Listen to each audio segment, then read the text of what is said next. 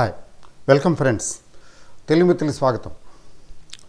Markets ఈరోజు చాలా ఘోరంగా నడిచాయి.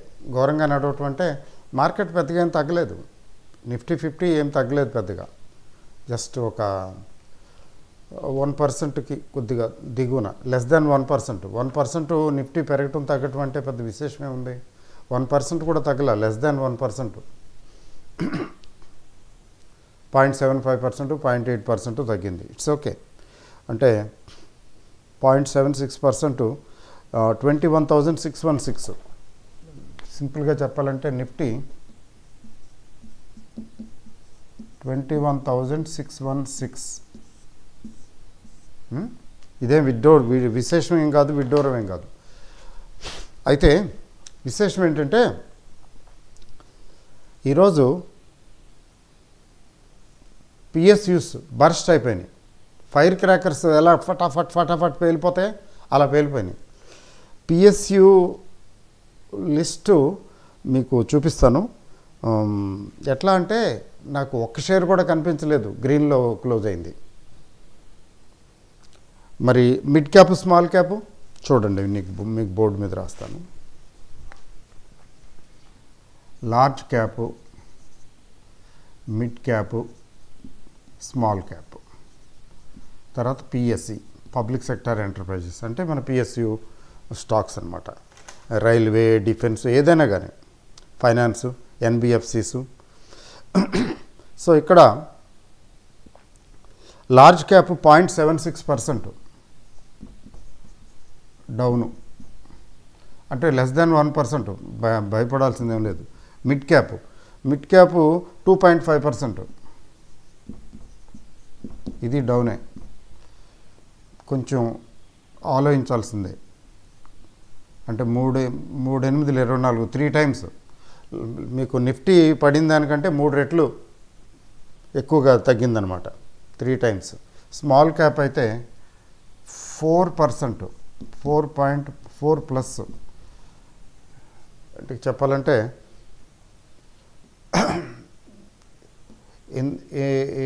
ఫోర్ టైమ్సా, ఇప్పుడు ఇది కదా, 7 times, 7 4 28, 4 5 6 ఏళ్ళు, అంటే 5 times. అంటే నిఫ్టీ 50 కంటే 5 రెట్లు తగ్గింది, 5 times తగ్గింది, 4%. పిఎస్సి దగ్గర అంతే, 3.81%. చూడండి, ఇది 1% కూడా తగ్గలేదు, కానీ ఇవి ఎలా తగ్గాయో చూడండి. This is an indication I was talking about. ఇప్పుడు చాలా రోజులుగా చాలాసార్లు నేను చెప్పుంటాను ఏంటంటే, పెరిగేటప్పుడు నిఫ్టీ కంటే ఎక్కువ వేగంగా పెరుగుతాయి మిడ్ క్యాప్, స్మాల్ క్యాప్. తగ్గేటప్పుడు అంతకన్నా ఎక్కువ యాక్సలరేటెడ్, ఎక్కువ వేగంగా పడిపోతాయి. నిన్న 800కి చూపించిన షేర్ ఇవాళ 740, 760 చూపిస్తుంది. ఎల్లుండేమో 700, 720 అవుతుంది. గత కొన్ని రోజులు పోయిన తర్వాత అలా చూస్తే, అంటే మధ్యలో పట్టించుకోకుండా, కొంతమంది పట్టించుకోరు కదా, రోజు చూడరు. That's a good habit. 580, 560 కనపడుతుంది. అదేంటి 800 ఎంత చిల్లర ఉండాలి, 580కి వచ్చింది ఏంటి అనుకుంటాం. అట్లా పడటం మొదలు పెడితే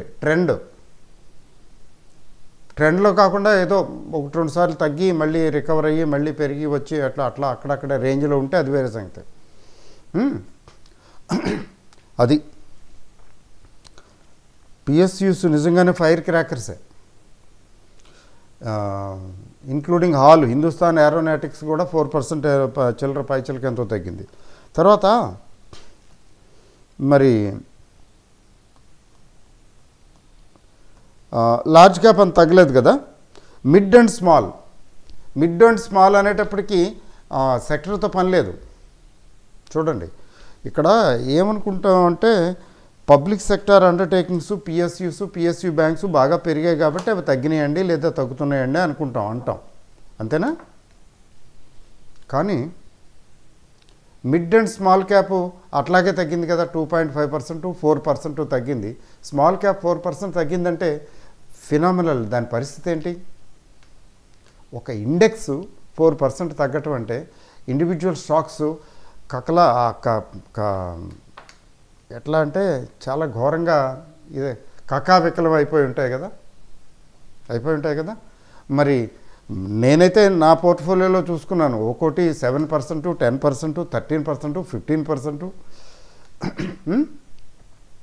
ఐఆర్ఎఫ్సి అయితే ఎంత 15%, 13% వెళ్ళిపోయింది. ఆర్వీఎన్ఎల్ రైల్వే స్టాక్స్ అంటే నేను పిఎస్సిస్ గురించే మాట్లాడటం లేదు, పిఎఫ్సి ఇట్లాగా. మరి అదర్ దాన్ పిఎస్సిస్ తగ్గలేదండి అంటే ఎందుకు తగ్గల? భయంకరంగా తగ్గినాయి. అయితే పిఎస్సిస్ బాగా ప్రామినెంట్గా కనపడుతున్నాయి. హుడ్కో పెరిగి 200 దాటిపోయింది, అది ఇప్పుడు 180కి వచ్చింది. ఇగో చూస్తాను అమ్ముతాను అనుకున్న వాళ్ళు ఎవరైనా ఉంటే ఇప్పుడు మనసు అప్పదు అమ్మటానికి. నేను చెప్తాను దాని గురించి కూడా, ఎట్లా ఏం చేయొచ్చు అనే దాని గురించి చెప్తాను. ఈ వీడియో నిజంగా చాలా ఇంపార్టెంటు. ముఖ్యంగా కొత్తగా అంటే లాస్ట్ 2 years 3 yearsలో మార్కెట్లో ఎంటర్ అయిన వాళ్ళు ఎవరైనా ఉంటే కొత్త వాళ్ళే కదా. 3 years అంటే జూనియర్సే. వాళ్ళకి కొన్ని మార్గదర్శక సూత్రాలు చెప్తాను at the end of this video తప్పకుండా. This is high time, but ఈలోగా నన్ను let me complete this. So ఇది విషయం. అసలు ఫ్రైడే అయితే మరీ మోసం. ఎంత మోసం అంటే నిఫ్టీ 50ని పడినవ్వలేదు, పెంచారు. తర్వాత బ్యాంక్ నిఫ్టీ అయితే ఎప్పుడూ లేదు. బ్యాంక్ నిఫ్టీ రోజు తగ్గటమే కదా, వీకే కదా, అయినా కానీ 1.38%, 1.4% పెంచారు bank Nifty. To show off అంటే చూపించడానికి, మార్కెట్లు బాగానే ఉన్నాయిలే అనిపించడానికి. అలా చేసి మిడ్ స్మాల్ క్యాప్స్ కొట్టుపారేశారు, గట్టిగానే కొట్టారు. ఓ మాదిరిగా కొట్టాలండి, మోస్తరు వర్షం మరీ కాదు. కానీ ఈరోజైతే చిత కొట్టేశారు. ఈరోజు చిత కొట్టేసిన దాంట్లో భాగంగా నిఫ్టీ కూడా ఇట్ వాజ్ ఆల్సో బీటెన్, కానీ మరీ ఎక్కువ కాదు.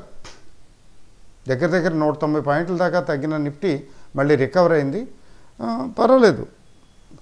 మరీ ఘోరంగా దీనిలాగా మిడ్ స్మాల్ లాగా తగ్గలేదు. అయితే 21,616 దగ్గర ఉంది కదా, దీని పరిస్థితి ఏంటంటే ఏం లేదు. మీకు 21,500 నెక్స్ట్ తగ్గితే నెక్స్ట్ 21,200, 300 లెవెల్స్కి ఒకసారి ఇట్ విల్ రీవిజిట్ తగ్గితే. అయితే తగ్గుతుందా అంటే వీళ్ళు చాలా తెలివిగా ఆడుతున్నారు కదా గేము. చూడండి, ఒక్క పిఎస్యు కూడా పిఎస్సి ఇండెక్స్లో గ్రీన్లో లేదు అంటే దాని అర్థం ఏంటి? ఆల్ ఇన్ రెడ్ అంటే 1 2 బోల్డ్ ఉన్నాయి. ఆల్ ఇన్ రెడ్ అంటే దాని అర్థం ఏంటి? ఎంత హోంవర్క్ చేస్తుంటారు ఈ సెల్లర్స్, అమ్మిన వాళ్ళు. అంటే పెద్ద బిగ్ ప్లేయర్స్ కదా. సాటర్డే సండే తీరిగ్గా హోంవర్క్ చేసి, ఫ్రైడే మొదలుపెట్టారు కొద్దిగా, సాటర్డే సండే చక్కగా హోంవర్క్ చేసి చిత కొట్టేశారని ఒక్కటి కూడా మిగల్లా. చూడండి, నేను మీకు చూపిస్తాను. ముందు గ్రాఫ్ చూడండి. గ్రాఫ్ చూసిన తర్వాత వెనక్కి వెళ్దాం.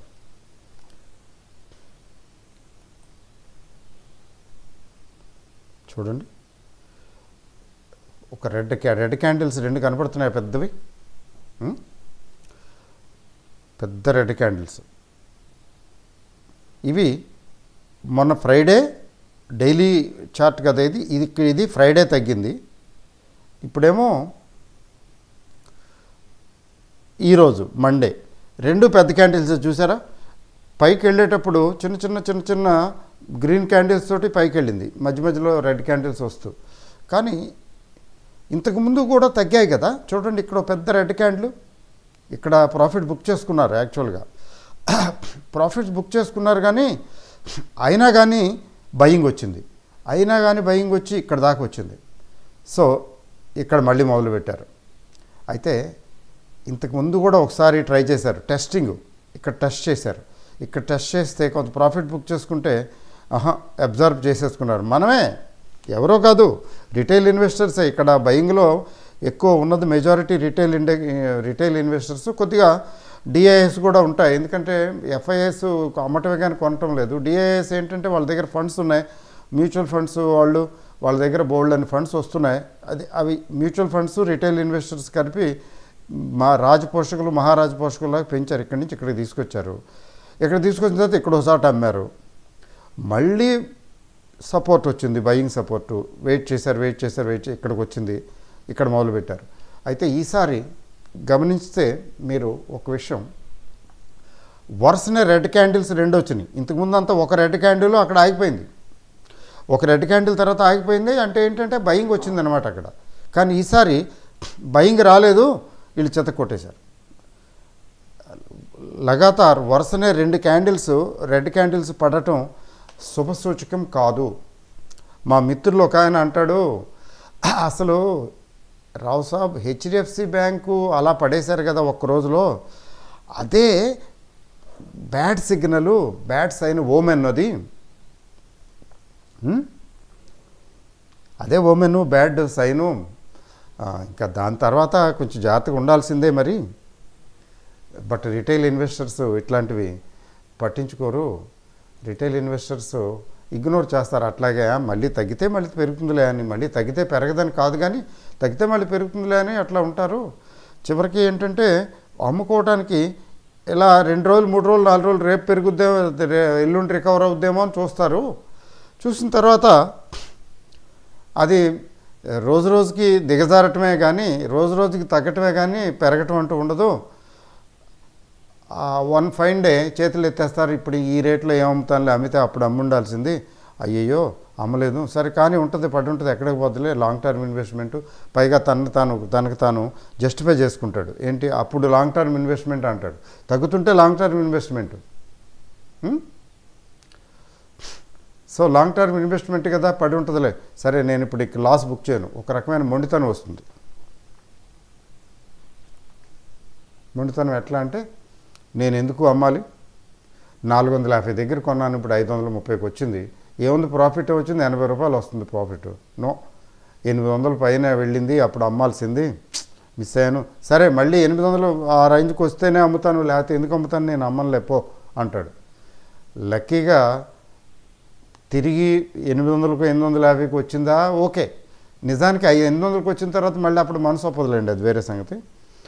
అక్కడికి వచ్చిందా లక్కీగా, ఓకే. 800 కాదు 700కి వచ్చినా 650కి వచ్చినా ఓకే, లక్కీ. రాదనేం లేదు, రావచ్చు. అలా రాకపోతే మాత్రం ఇంకంతే, అక్కడే ఉండిపోద్ది, నెలలు పట్టేస్తుంది, ఈయనకి చెమటలు పట్టేస్తాయి రోజు రోజుకి. ముఖ్యంగా లిక్విడిటీ ఎవరికైతే ఉండదో, ఉన్న డబ్బులన్నీ ఇలా షేర్ల మీద ఎవరైతే పెట్టేస్తారో వాళ్ళకి మాత్రం కొంచెం చెమటలు పడతాయి. ఆల్రెడీ క్యాష్ దగ్గర ఉంటే సరే ఇంకా తగ్గితే తగ్గని నేను కొంటాను, యావరేజ్ చేస్తాను, లేకపోతే ఇంకోటి కొత్తగా కొంటాను అనుకుంటాడు. అందుకని ఇన్వెస్టర్ దగ్గర ఎప్పుడు కూడా డబ్బులు ఉండాలి, లిక్విడిటీ బాగుండాలి. ఎప్పుడైనా ఎక్కువగా తగ్గితే, ఎక్సెసివ్గా తగ్గేటప్పుడు ఒక్కోసారి ఎక్సెసివ్గా తగ్గుతాయి, అంటే ఇర్రేషనల్గా బిహేవ్ చేస్తాయి స్టాక్ మార్కెట్లో. అప్పుడప్పుడు పెరిగేటప్పుడు ఒక్కోసారి పిచ్చి పిచ్చిగా పెరిగిపోతాయి ఇర్రేషనల్గా. ఇప్పుడు పిఎస్సీస్ చూడండి ఎలా పెరిగాయో, ఏముంది అంత పెరగాల్సిన అవసరం లేదు కదా. ఓవర్ వాల్యుయేషన్ అందరూ చెప్తున్నారు, ఓవర్ వాల్యుయేషన్ అని, కానీ పెరుగుతున్నాయి మార్కెట్. ఓవర్ వాల్యుయేషన్ అని అందరూ అంటున్నారు, మార్కెట్లు పెరుగుతున్నాయి కదా. అది ఫ్రెంజీ లెవెల్, అంటే అది ఒక రకమైనటువంటి క్రేజీ లెవెల్. మళ్ళీ అక్కడ తగ్గేటప్పుడు పడేసి మరీ చెత్త కొట్టేస్తారు. పడేస్తే అప్పుడు పడేసినప్పుడు అవసరానికి మించి తగ్గుతాయి, తగ్గేటప్పుడు. పెరిగేటప్పుడు అవసరానికి మించి పెరుగుతుంటాయి. అట్లా జరుగుతూ ఉంటుంది. ఆ అబరేషన్స్ దానికి ఫైనల్గా ఏంటంటే అడ్జస్ట్ అవుతాయి అవి. చూశారు కదా, 2 సార్లు రెడ్ క్యాండిల్స్, 2 రోజులు వరుసగా రెడ్ క్యాండిల్స్ రావటం అనేది శుభసూచకం కాదు. But it happened. ఏం చేస్తాం మనం, దానికి ఏం చేయగలం, దానికి మనమేం చేయలేం. తర్వాత స్టాక్స్ తీసుకున్నట్లయితే అసలు చెప్పక్కర్లా, 1 2 పిఎస్సి అంటే పిఎస్సి స్టాక్స్ అన్నీ కూడా ఊచకోతకు గురయ్యాయి. ఏమండి, so that's how it happens. మీరు చూడండి, తీరిగ్గా చూడండి. ఇవన్నీ చూపించాలంటే ఎక్కువ టైం పట్టేస్తుంది, వీడియో చాలా పెద్దదైపోతుంది. ఇంపార్టెంట్ ఏంటంటే జస్ట్ ఇంపార్టెంట్ ఇది చూపించి చెప్పాలి కదా, అది ఇంపార్టెంట్. అంతేగాని భాష్యం చెప్పుకుంటూ మార్కెట్లు చెప్పుకుంటూ వెళ్ళిపోతే ఎప్పటికీ తరగదు ఇది. ఇప్పుడు అలాగే మిడ్ క్యాప్ లార్జ్ క్యాప్ చూడండి. మీరు ఒకసారి లార్జ్ క్యాప్ చూపిస్తాను చూడండి, వేర్ వి స్టాండ్ అనేది. లార్జ్ క్యాప్ అంటే నిఫ్టీ 21,616 166 పాయింట్స్ తగ్గిందండి, 0.76%. Okay, it's quite reasonable. ఏముంది, 1% కూడా లేదు, లెస్ దాన్ 1%. 0.76 అంటే ఏంటి, 30 తగ్గింది, 30%. ఒకటి కంటే లెస్ దాన్ 1%. కొన్ని ప్లస్లు కొన్ని మైనస్లు ఉన్నాయి ఇవన్నీ. సరే, మరి మిడ్ క్యాప్ ఎలా ఉంది?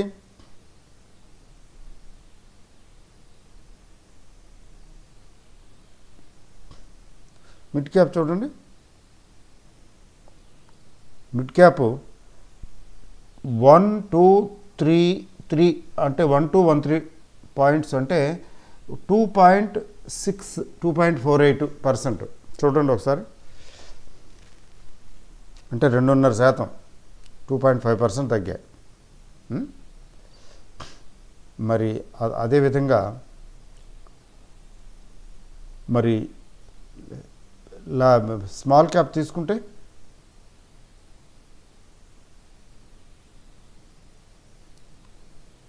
చూడండి, చాలా రెడ్లో ఉన్నవి ఎక్కువ, గ్రీన్లో ఉన్నవి దాదాపు తక్కువే. ఇది 4.01%. చూడండి, 4.01% ఇక్కడ కనపడుతున్నది కదా, ఇదిగోండి ఈ 4.01%. అది పరిస్థితి. 4% ఒక్క రోజులో. ఎవరో ఇన్నోసెంట్ క్వశ్చన్ అడుగుతున్నారు, ఏమండి రేపటి నుంచి పర్లేదు కదా, ఉంటాయి కదా, లేకపోతే ఎన్నాళ్ళు ఉంటాయండి, ఎన్నాళ్ళు ఇలా తగ్గుతూ ఉంటాయండి, నా పోర్ట్ఫోలియో ఇవాళ 1,80,000 2 లక్షలు తగ్గింది అని చెప్తున్నారు. అంటే దాని అర్థం ఏంటి? ఇప్పుడు ఎంత చెట్టుకి అంత గాలి.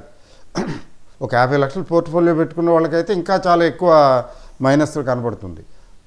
అలాగే 5 లక్షల వాళ్ళకి 5 లక్షలకి సరిపడా కనపడుతుంది. మొత్తానికి ఇన్వెస్ట్మెంట్ అంటే ఎక్కువ మిడ్ క్యాప్ స్మాల్ క్యాప్లోనే కదా ఉంటుంది. అది మిడ్ క్యాప్ స్మాల్ క్యాప్స్ తగ్గటం మొదలు పెడితే అది మాత్రం that will be very much damaging. తర్వాత స్మాల్ క్యాప్ గ్రాఫికల్గా కూడా చూద్దాం.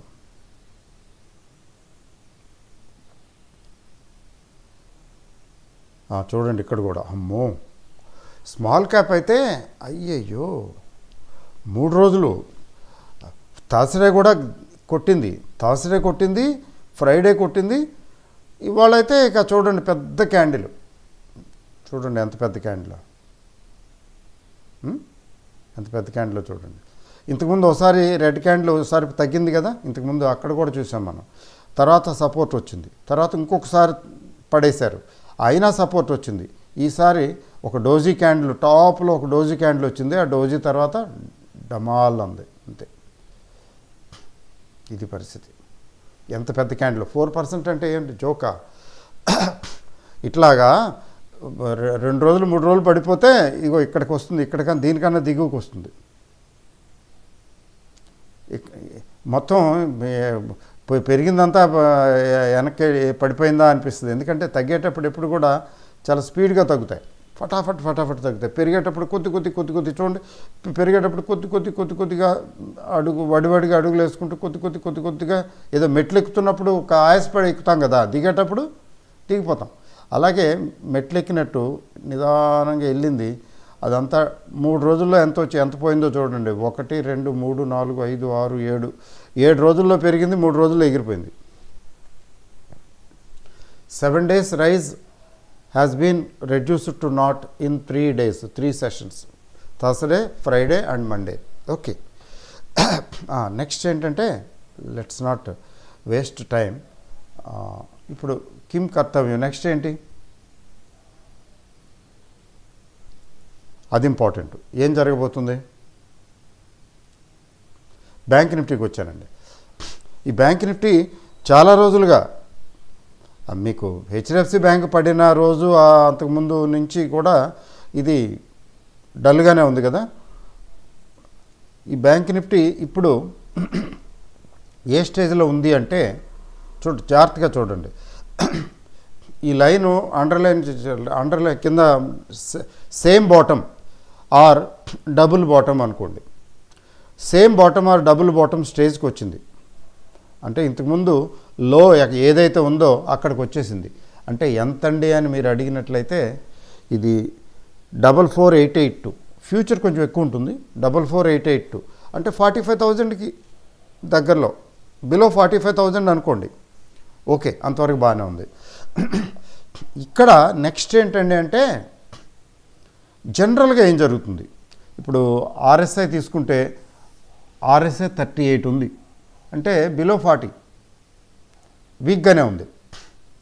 తర్వాత ఎంఏసిడి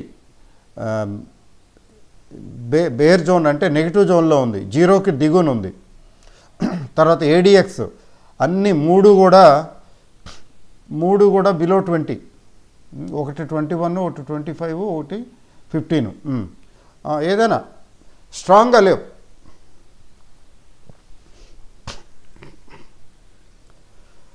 సో ఇప్పుడు ఏమిటంటే నెక్స్ట్ ఇక్కడ నార్మల్గా ఏంటంటే సపోర్ట్ వస్తుంది, డబుల్ బాటమ్ కాబట్టి ఇక్కడ బయింగ్ వస్తుంది, రావాలి. అంటే గ్యారంటీ ఏం లేదు, 100% గ్యారంటీ ఏమి ఉండదు. ఎందుకంటే ఫ్యూచర్ని మనం ప్రెడిక్ట్ చేస్తున్నాం కదా, future can be anything different. So ఇక్కడ జనరల్గా వచ్చే అవకాశం ఉంది. తర్వాత మరి మన మ్యూచువల్ ఫండ్స్ దగ్గర వాళ్ళ దగ్గర ఫండ్స్ కూడా ఉన్నాయి కదండి. ఒక్కసారి పడిపోతే వాళ్ళ ఎన్ఏవీలు తగ్గిపోతాయి కదా. మరి అంతగా పడినవారు కదా, ట్రై చేస్తారు కదా. లేకపోతే ప్యానిక్ అయిపోతే ఎట్లాగా. ఇప్పుడు ఫిబ్రవరి మార్చ్ అంటే ఏంటి, ఫిబ్రవరి మార్చిలో ఇంకా వస్తాయి కదా ఇన్వెస్ట్మెంట్స్, బోల్డ్ వస్తాయి.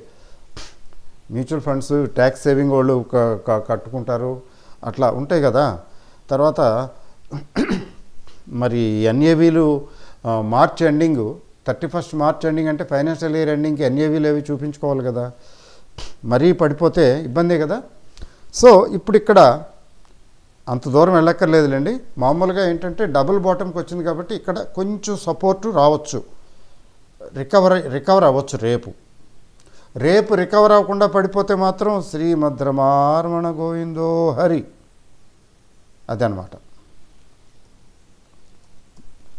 అది అంటే చాలా ప్రమాదకరం, చాలా తీవ్రంగా ఉందన్నమాట పరిస్థితి. నిఫ్టీ చూడండి, నిఫ్టీ అట్లా 21,800, 900 ఆ రేంజ్కి వెళ్ళింది యాక్చువల్గా. ఫైనల్గా ఏమైందంటే కొట్టుపారేస్తున్నారు, వెళ్ళినప్పుడల్లా కొట్టుపారేశారు కదా. ఇప్పుడు ఇక్కడ ఒక ఛానల్ ఫార్మేషను ఉంది. We should respect that. Technicals ఏమండి, ఈ ఛానల్ ఫార్మేషనుకి దిగువన ఉంది ఇప్పుడు ఈరోజు క్లోజింగ్.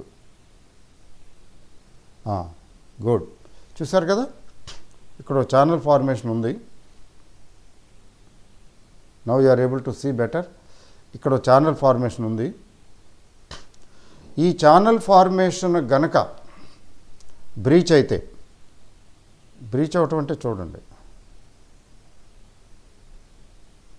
అబ్బో ఏంటిది, ఈ ఛానల్ ఫార్మేషన్ బ్రీచ్ అయితే, ఎందుకంటే దిగువన ఉంది కదా, ఛానల్ ఫార్మేషన్కి దిగువన ఉంది అంటే లోవర్ సైడ్ దిగువన ఉంది, పైన ఇక్కడ పైన టాపు, ఇది లో, ఈ ఛానల్లో దిగువన ఉంది. అంటే ఛానల్ ఫార్మేషను కంప్లీట్ అయింది ఇక్కడ. అయితే ఛానల్ ఫార్మేషన్ కంప్లీట్ అయింది, లోవెస్ట్ పాయింట్ బాటమ్కి టచ్ అయింది కాబట్టి ఇక్కడ నిఫ్టీలో కూడా కొంచెం చిన్న సైజు పుల్ బ్యాక్కి అవకాశం ఉంది.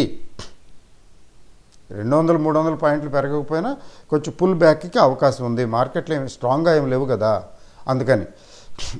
సో నిఫ్టీ, బ్యాంక్ నిఫ్టీ రెండు ఎట్లా తీసుకున్నా కానీ కొద్దిగా రికవరీ పుల్ బ్యాక్కి ఛాన్సెస్ కనబడుతున్నాయి. నిఫ్టీ అయితే కొంచెం సేఫ్ జోన్లోనే ఉంది, పాజిటివ్, ఎంఏసిడి పాజిటివ్ జోన్లో ఉంది. ఇది 60కి దగ్గరలో ఉందా, 50కి దగ్గరలో ఉంది. ఇది RSI 50 దగ్గరలో ఉంది. బార్డర్ అటో ఇటో అన్నట్లు. ADX అంత స్ట్రాంగ్గా లేదులేండి. సో ఇప్పుడు ఏమిటి నెక్స్ట్ కిమ్ కర్తవ్యం అంటే, నెక్స్ట్ ఏంటి జరగవచ్చు అంటే నిఫ్టీ రికవర్ అవ్వచ్చు రేపు, బ్యాంక్ నిఫ్టీ కూడా రికవర్ అవ్వచ్చు.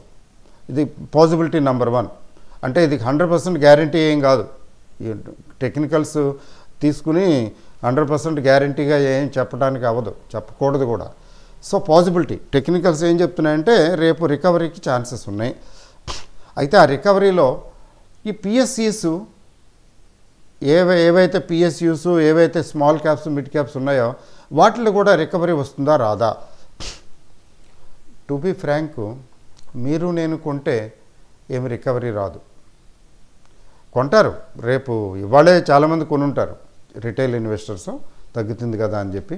నిన్నాళ్ళకి తగ్గింది, ఏమి నా భాగ్యము అని గబగబా వెళ్ళిపోయి కొనేసి ఉంటారు. తర్వాత రేపు కొంటారు, ఇంకేం తగ్గింది ఇది నేను యావరేజ్ చేస్తానని. ముఖ్యంగా రీసెంట్ లాస్ట్ 1 month 2 monthsలో కొనుక్కున్న వాళ్ళు ఉంటారు చూసారా, వాళ్ళ ఘోరంగా ఈరోజు రెడ్లోకి వచ్చి ఉంటాయి కదా. నాకు ఓ ఫోన్ వచ్చింది, సాఫ్ట్వేర్ అయింది, నాకు భయం వేసేసిందండి, అన్ని రెడ్లోకి వచ్చినాయి ఈరోజు ఏంటో అన్నాడు. అంటే ఏంటంటే రీసెంట్ పర్చేజెస్ అనమాట. దాని అర్థం రీసెంట్ పర్చేజెస్, రీసెంట్గా కొన్ని న్యాచురల్గా ఏముంది పడిపోయినప్పుడు. సో రెడ్లో ఉన్నాయని చెప్పి వాళ్ళ దగ్గర ఫండ్స్ ఉంటే మాత్రం ఏం చేస్తారు, మళ్ళీ యావరేజ్ ట్రై చేస్తారు. అందువల్ల ఏంటంటే రిటైల్ ఇన్వెస్టర్స్ తగ్గినప్పుడల్లా పక్కుంటూ ఉంటారు. అంటే ఇది తగ్గదో ఆగదో, ఇది పెరిగిపోతుంది, పైకే వెళ్తుంది, ఇది ఆగదు, ఇది బుల్ మార్కెట్, ఇది అది ఇది అని చెప్పి చాలా ఉత్సాహంగా బబ్లింగ్ ఎంథ్యూజియాజం ఉంటుంది కదా. బట్ ఇట్లా రిటైల్ ఇన్వెస్టర్స్ మీరు నేను మనలాంటి వాళ్ళు కొన్నందువల్ల మా రికవరీ రాదు. Unless the big people stop selling. ఒకరోజు ఆగుదాంలే, 2 రోజులు కొట్టాం కదా, ఇంకొంచెం ఆగుదాం, వీళ్ళు మళ్ళీ రిటైల్ ఇన్వెస్టర్స్ ఎంటర్ అవుతారు, కొద్దిగా కొంటుంటారు, మళ్ళీ కొద్ది రోజులు ఆగి మళ్ళీ కొడదాంలే అనుకుని వాళ్ళు ఆగిపోతే అప్పుడు స్మాల్ క్యాప్ మిడ్ క్యాప్లో పెద్ద ఉండదు, అంటే మైనస్ ఉండదు, తగ్గుదల ఉండదు. ఉన్న కొద్దిగా కొన్ని సెలెక్టివ్గా కొన్ని తగ్గుతాయి కానీ పెద్దగా తగ్గవు. పార్ట్లీ బికాజ్ రిటైల్ ఇన్వెస్టర్స్ కొంటారు, ఎక్కువ మంది కొంటారు, తక్కువ మంది అమ్ముతారు. మార్కెట్ పెరిగితే అమ్మేవాళ్ళు ఈరోజు మార్కెట్ కొద్దిగా రికవర్ అయింది, ఎందుకని మంచిదిలే నేను కొద్దిగా అమ్మి బయటకు వస్తాను, తగ్గినప్పుడు అమ్మాలంటే అమ్మలేము, చౌక తిన్నవదు పెరుగు కొన్నవదని సామెత ఉంది. కాబట్టి దీపముండగానే ఇల్లు చక్క పెట్టుకోవాలి. ఇవాళ ఇండెక్స్ బాగుంది, ఎండ వచ్చింది కాబట్టి ఏదో అంటారు కదా, ఎండ పెడతాను ఎండ వచ్చింది అంటారు కదా, అలాగే ఈరోజు కొద్ది మార్కెట్ బాగుంది కాబట్టి కొద్ది తీసేస్తాను, కొద్ది తగ్గిస్తాను, ఎందుకని మంచిదని ఆలోచించేవాళ్ళు కొద్దిగా మెచ్యూరిటీ, వాళ్ళు ఏంటంటే కొద్దిగా వాళ్ళకి ఎక్స్పీరియన్స్ ఉందన్నమాట ఆల్రెడీ స్టాక్ మార్కెట్ మీద. జనరల్గా తగ్గినప్పుడు అమ్ముతారు, తగ్గిన రోజున అమ్ముతారు, పెరిగిన రోజున కొంటారు, ఈ పని చేస్తుంటారు. సో ఇట్లా రిటైల్ ఇన్వెస్టర్స్ కొనేవాళ్ళు ఉంటారు, కొద్దిగా అమ్మేవాళ్ళు ఉంటారు. బట్ పెద్ద డిఫరెన్స్ రాకపోవచ్చు. This is scenario, number 1 scenario. ఏం సెనారియో అంటే రేపు main index Nifty, bank Nifty కొంచెం రికవర్ అయ్యే అవకాశం ఉంది, అవ్వచ్చు. దాంతోపాటు స్మాల్ క్యాప్ మిడ్ క్యాప్ కొద్దిగా రికవర్ అవ్వచ్చు, లేకపోతే మెయింటైన్ అవ్వచ్చు, పెద్ద డిఫరెన్స్ ఉండకపోవచ్చు. ఎందుకంటే అమ్మాలనుకున్న వాళ్ళు కొంచెం కొద్దిగా రికవర్ అవనిచ్చి అమ్ముదాం అనుకోవచ్చు కదా. ఈ మధ్యకాలంలో అదే జరుగుతున్నది.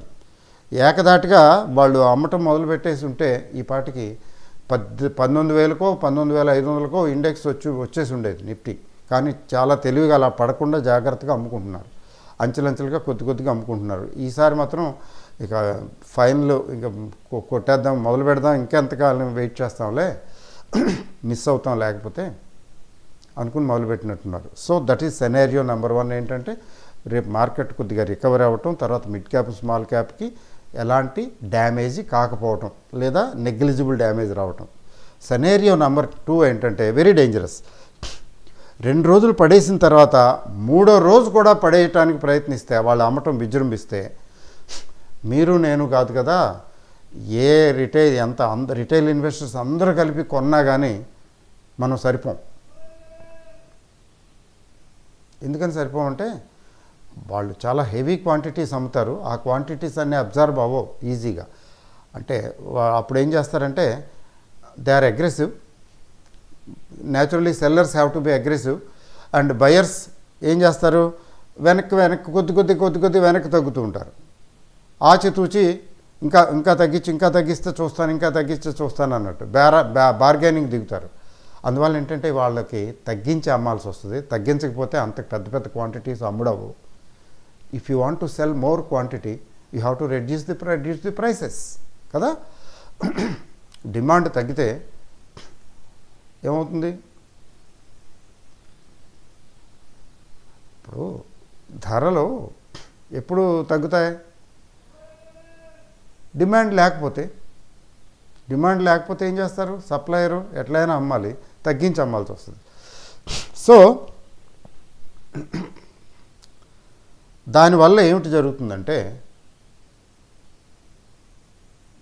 మళ్ళీ భయంకరంగా తగ్గొచ్చు.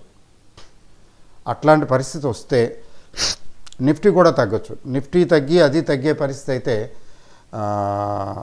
ఇక్కడ ట్రెండ్ రివర్సల్ మొదలైందని అనుకోవాలి.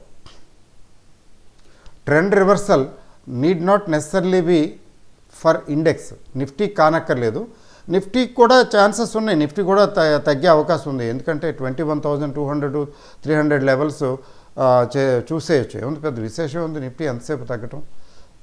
21,000 21,300 లెవెల్స్కి నిఫ్టీ రావచ్చు, ఆగొచ్చు. అంతకన్నా ఎక్కువ తగ్గుతుందని నేను అనుకోవటం లేదు. ఏది రేపు కాదు, నెక్స్ట్ కమింగ్ డేస్. అయితే నిఫ్టీ 21,000 21,200 300 లెవెల్స్కి వచ్చేటట్టయితే ఇవి mid cap small cap 4 times, దీనికి నిఫ్టీకి 4 టైమ్స్ 5 టైమ్స్ తగ్గుతాయి, అంత ఉధృతంగా తగ్గుతాయి.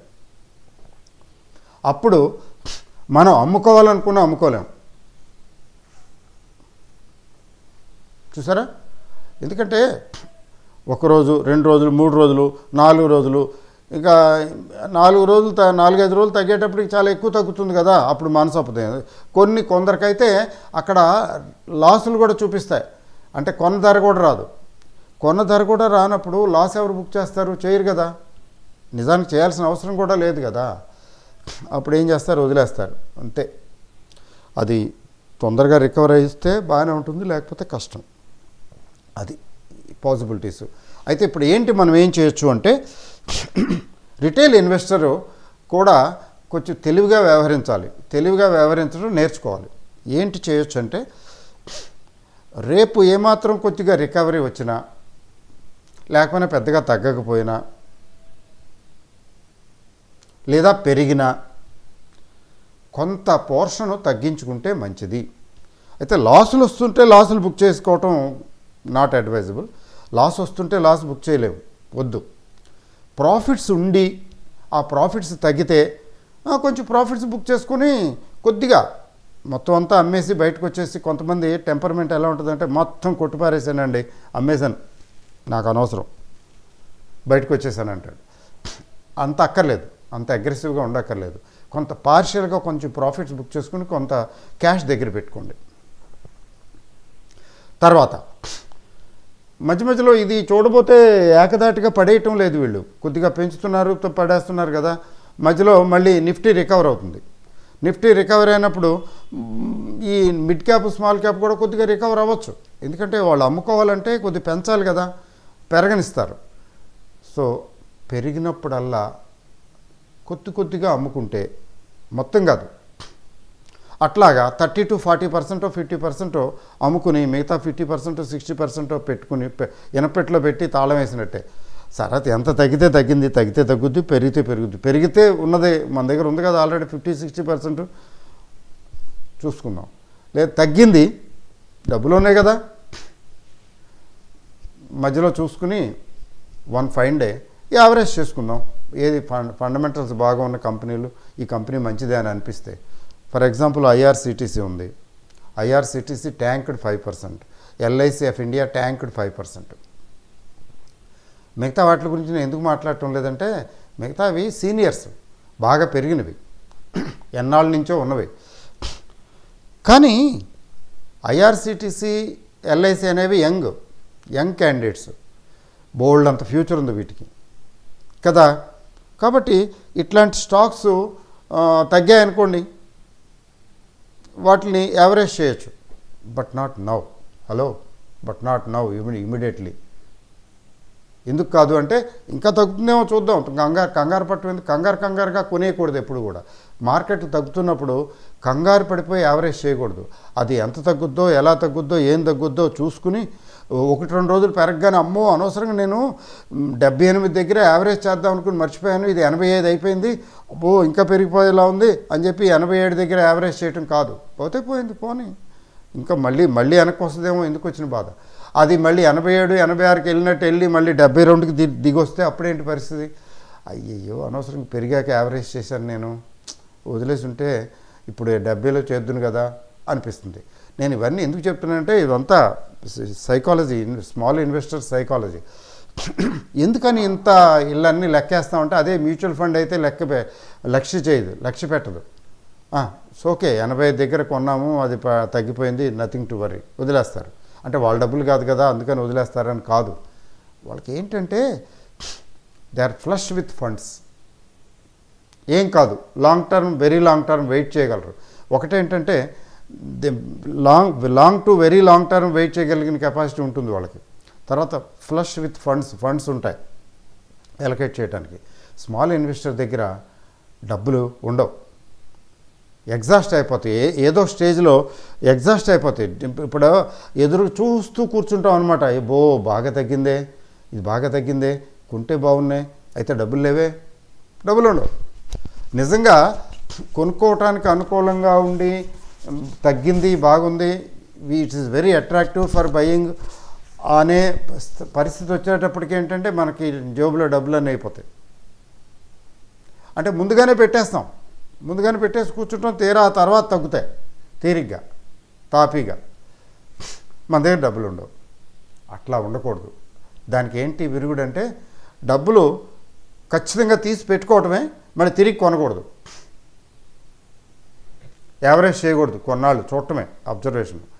అది ఎక్కడికి వెళ్ళి ఆగుతుందో ఏదో ఒక స్టేబుల్ సిచ్యువేషన్ వచ్చినప్పుడు ₹1 ఎక్కువైనా పర్లేదు అప్పుడు కొనుక్కోవచ్చు, లేదా ఇంకేదైనా కొనుక్కోవచ్చు ఇది వదిలేసి.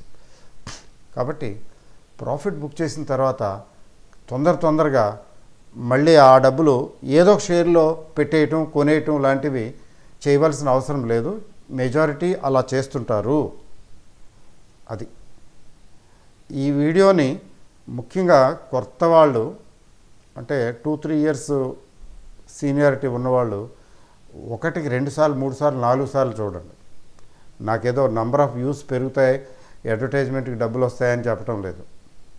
మీకు ఇది చాలా అవసరం. ఈరోజు వీడియో జాగ్రత్తగా ఉండండి. అయితే మీరు ఏ పర్టికులర్ స్టాకు నంబర్ ఆఫ్ స్టాక్స్లో పెట్టారు, కొద్దిగా పెట్టారనుకోండి, తగ్గుతాయి, వదిలేయటమే, పట్టించుకోకర్లా.